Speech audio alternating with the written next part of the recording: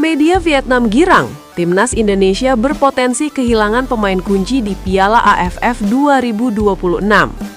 Media Vietnam mulai menyoroti persiapan timnas Indonesia menjelang Piala AFF 2026.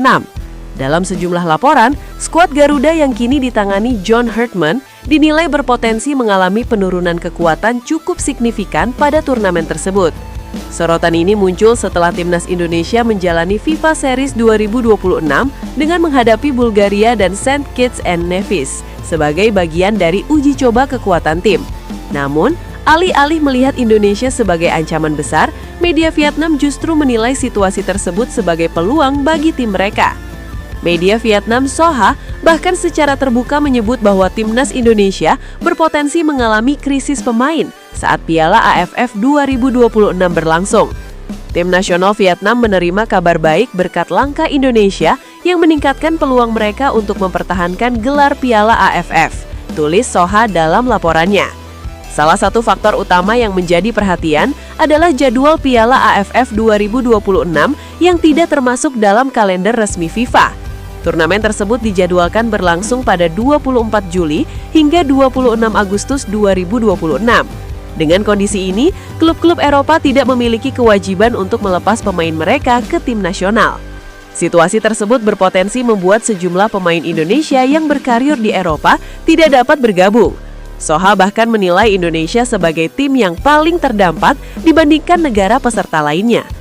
Jika kondisi tersebut terjadi, timnas Indonesia kemungkinan hanya akan mengandalkan pemain dari kompetisi domestik serta mereka yang bermain di kawasan Asia Tenggara.